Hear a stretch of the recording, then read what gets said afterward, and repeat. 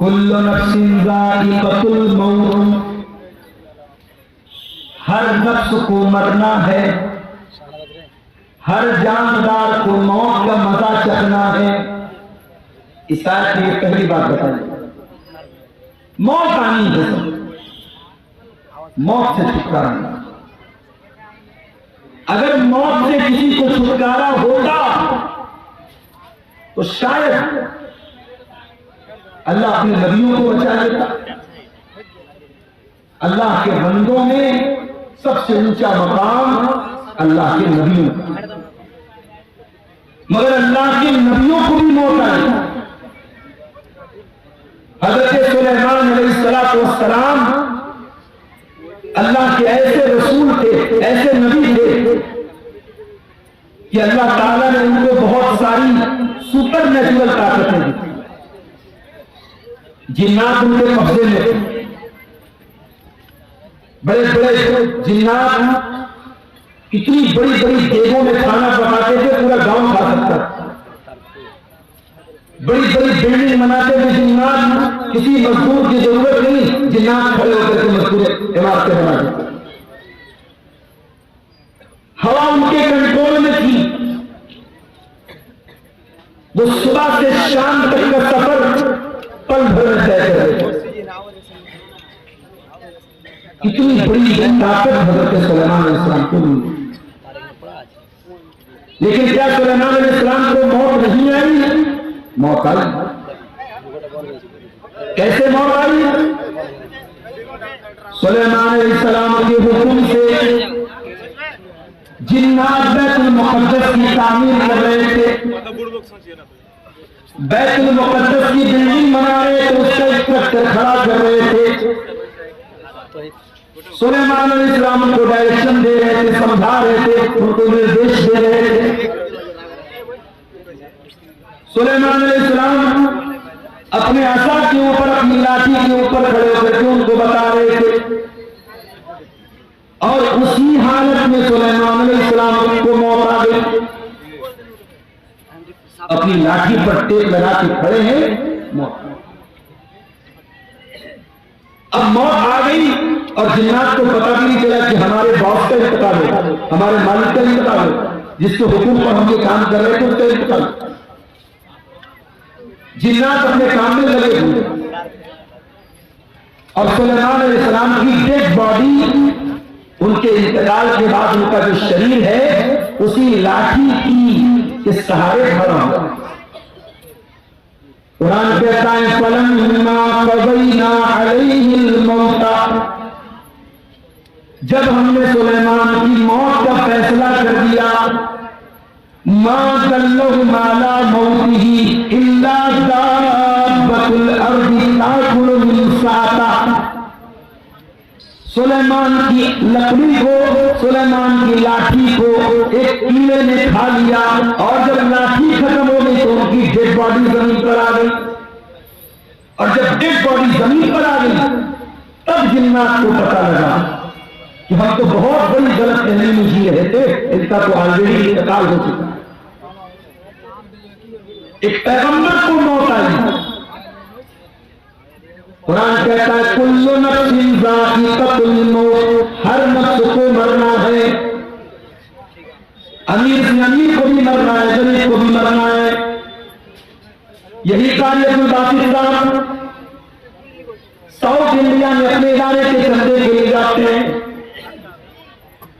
इफ्तार कटाएं, इफ्तार का सामान लेने के लिए जाते हैं, और ट्रेन के दरवाजे पर सीढ़ी चढ़ते हुए अचानक उनका पैर फिसलता है, गिरते, और वही हादसा उनकी मौत का सबब बन जाता है। मेरे प्यारे भाइयों, हम नहीं जानते मौत कब आएगी, इसलिए कि 5 चीजों की जानकारी सिर्फ अल्लाह ताला को है। सूरह लुक़मान की आखिरी आयत, इन्नल्लाह इंदहु इल्मुस्साअह, अल्लाह ही को पता है कि कयामत कब आएगी। कयामत का एग्जैक्ट इल्म सिर्फ अल्लाह ताला को मालूम है। कयामत की निशानियां बताई गई, मगर कयामत एग्जैक्ट कब आएगी, तारीख क्या होगी, दिन कौन सा होगा, यह हमें नहीं। इन्नल्लाह इंदहु इल्मुस्साअ, क़यामत का एग्जैक्ट इल्म अल्लाह ताला के पास है। व युनज़्ज़िलुल गैस, बारिश कब होगी, कितनी होगी, कहां होगी, अल्लाह को मालूम है। अभी कटिहार के 2-3 प्रोग्राम कैंसिल हो गए, मौसम खराब हो, बारिश हो गई। आपके इसी इलाके में सैलाब की वजह से बहुत सारे प्रोग्राम कैंसिल हो जाते।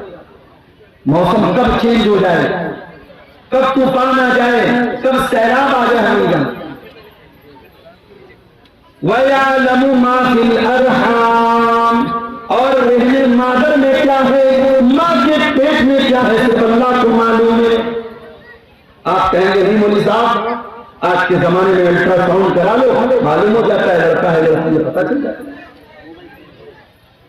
हालांकि सरकार की तरफ से प्रतिबंध है, गवर्नमेंट की तरफ से मना है, मगर पता लगाने वाले तब भी लगा लेते हैं। और कहीं ये पता चल गया कि मां के पेट में लड़की है और ऑलरेडी 2-3 लड़कियां हैं, तो लड़की को मां के पेट में खत्म भी करा देते हैं। जिसको इंग्लिश में बोलते अबॉर्शन, गर्भपात करा देते हैं, मां के पेट में ही बच्ची को मार देते हैं।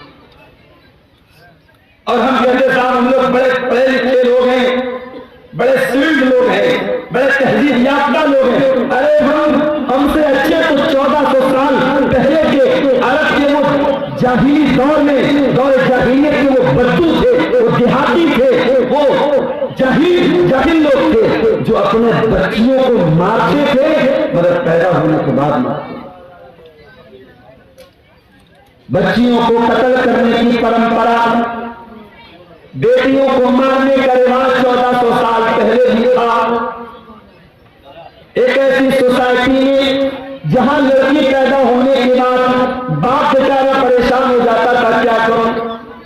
अगर बेटी के बारे में समाज को पता चलेगा कि मेरे घर में बेटी पैदा हुई है, समाज मुझे ताना मारेगा, तू क्यों बेटी को पाल रहा है। ऐसे भी कबीले बहू लाएंगे, बीवी लाएंगे, मगर बेटी पैदा होगी उनके कबीले में बेटी को मार दे। बेटी का बाप बनना ये ऐब है। अल्लाह ने कुरान में उनका जिक्र किया, फरमाया वइज़ा बुश्शिरा अहदुहुम बिल उन्सा ज़ल्ल वजहुहु मुस्वद्दन व हुवा कज़ीम। बेटी के बाप को पता चलता था मेरे घर में बेटी पैदा हुई है, बाप का चेहरा काला पड़ जाता था। यतवारा मिनल कौमी मिन सूई मा बुश्शिरा बिही, वो अपनी कौम से अपना चेहरा छुपाया करता था। वो बेचारा सोच में पड़ जाता था, अयूब से कहूं अलाहुमिन अमजदुस्सुहु बितुराब, कि क्या करूं, अगर बेटी को पालता हूं तो समाज में अपमानित होना पड़ेगा, जलील होना पड़ेगा। और दूसरा रास्ता यह है अपनी बेटी को ले जाके जमीन में गाड़ दूं, दफन कर। वो तो मिट्टी में जाकर के अपनी बेटी को दफन कर देते थे, मगर बेटी का जन्म होने के बाद ऐसा करते थे। आज का पढ़ा लिखा इंसान, आज का तरक्की याफ्ता इंसान, आज का सोसाइटी वाला इंसान क्या करता है, मां के पेट में अल्ट्रासाउंड के जरिए पता लगा लेता है बेटी है, और डॉक्टर से कह करके अबॉर्शन करवा लेता है। कभी मौका मिले ना तो यूट्यूब पर जाकर के देख लेना कि अबॉर्शन कैसे होता है। अरे अरब के वो जाहिल लोग बेटी को जमीन में गाड़ते थे, बेटी एक बार तड़पती थी, एक बार रोती थी, उसके बाद जब उसकी जान खत्म हो जाती थी बेटी रोना बंद कर। मगर यहां उस बच्ची को जो बेचारी अभी दुनिया में नहीं आई है, मां के पेट में 1 महीने का गर्भ है, 2 महीने का गर्भ है, 3 महीने की प्रेगनेंसी है, इसने ले जाके डॉक्टर से कहे अबॉर्शन कर दो। डॉक्टर ने अबॉर्शन किया और वीडियो के अंदर ये दिखाया जाता है कि मां के पेट में जब अबॉर्शन होता है उस बच्चे को टुकड़े टुकड़े करके मारा जाता है। उस बच्चे को, उस मासूम बच्चे को जो अभी मां के पेट में अभी पूरी तरीके से तैयार भी नहीं हुई है, अभी वो तैयार होने के प्रोसेस में है, उसको अबॉर्शन के जरिए टुकड़े टुकड़े करके उसकी बॉडी के, उसके शरीर के टुकड़े टुकड़े करके मार दिया जाता है। वाह इंसान कितना बड़ा जालिम। तो कल भी बेटी का कातिल था, तो आज भी बेटी नहीं कर पाते। आज भी बेटियों को लोग कत्ल करते हैं, और क्यों कत्ल करते हैं? हमारी औलाद में। ये समाज, ये सोसाइटी जो अपने आप को बड़ी दीनदार कहती है, तो साल में जलसे कराती है, जो प्रोग्राम कराती है, इसके चेहरे पर लंबी दाढ़ी है, इसके माथे पर सजदे का निशान है, इसी समाज में जहेज चलता है, इसी समाज में बारात चलती है, इसी समाज में गरीब की बेटी की शादी करने के लिए गरीब बेटी का बाप लोन लेता है, जमीन बेचता है, जायदाद बेचता है, फिर अपनी गरीब लड़की की शादी करता है। उस गरीब इंसान जिसके पास 3-4 बेटियां हो, वो अपनी बेटियों को अपने सीने का बोझ समझता है। इसके जिम्मेदार कौन है? इसका जिम्मेदार पूरा समाज है, पूरा माशरा है। बेटी को बोझ बना के रखा, बेटी बोझ नहीं है मेरे पास, बेटी रहमत होती। अगर बेटी बोझ होती, अल्लाह ने अपने नबी को 4 बेटियां दी। अल्लाह ने अपने आखिरी नबी को, अपने सबसे महबूब नबी को अल्लाह ने 4 बेटियों का बाप बनाया। और माफ करना, मेरे नबी सिर्फ बेटियों के बाप नहीं थे, बेटियों की जान थे।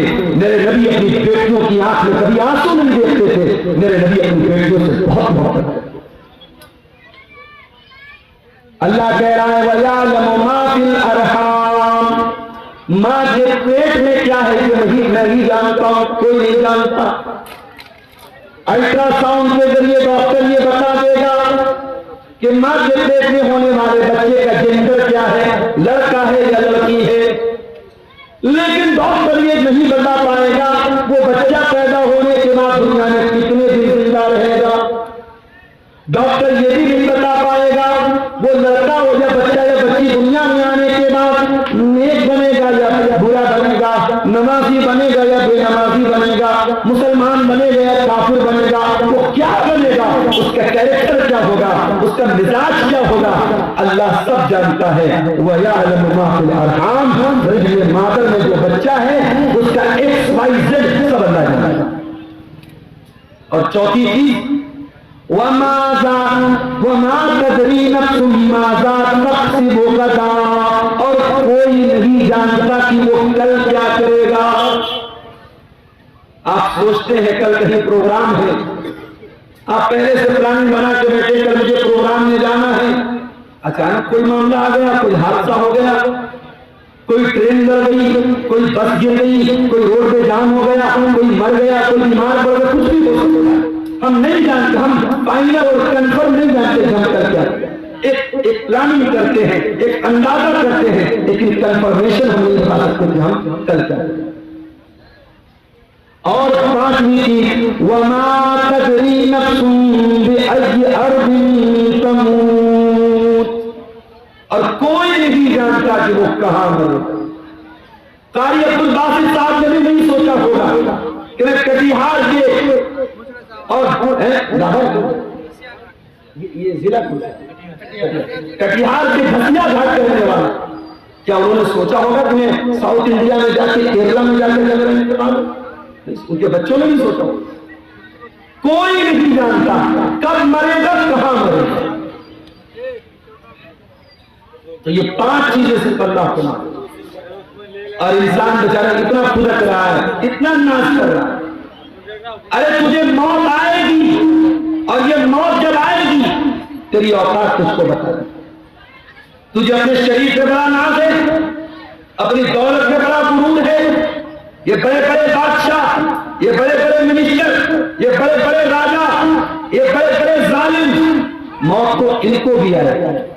और इसी देश में हमने देखा, इसी मुल्क में हमने देखा, देश को दंगों की आग में झोंकने वाले, देश में हजारों लोगों के कातिल, हजारों लोगों को मारने वाले, हजारों लोगों के खून की होली खेलने वाले, मौत उनको भी आई है मेरे भाई। और ऐसी मौत आई है, दुनिया ने तमाशा देखा है, बहुत बुरी मौत आई है मेरे अजीजों। मौत इंसान को आएगी, कुल्लु नफ्सिन ज़ाइक़तुल मौत, हर इंसान को मरना है, हर जानदार को। अभी मैं न्यूज देख रहा था, अमेरिका में एक लेबोरेटरी बनाई जा रही है, एक प्रयोगशाला, और वहां इंसान की बॉडी को रखा जाए और एक बॉडी को रखने पर कई करोड़ रुपये खर्च आ रहे हैं और इंसान बॉडी को रख करके क्या प्लानिंग कर रहा है, दोबारा इस मुर्दा को हम जिंदा कैसे करें, इस पर वहां रिसर्च हो। बहुत सारे लोग पैसा खर्च करके अपनी बॉडी को उसमें प्रिजर्व करवा रहे हैं और इस पर रिसर्च कर रही है कि कैसे मुर्दा इंसान को जिंदा किया। क्या ये पॉसिबल है? कुरान कहता है ये पॉसिबल नहीं। कुरान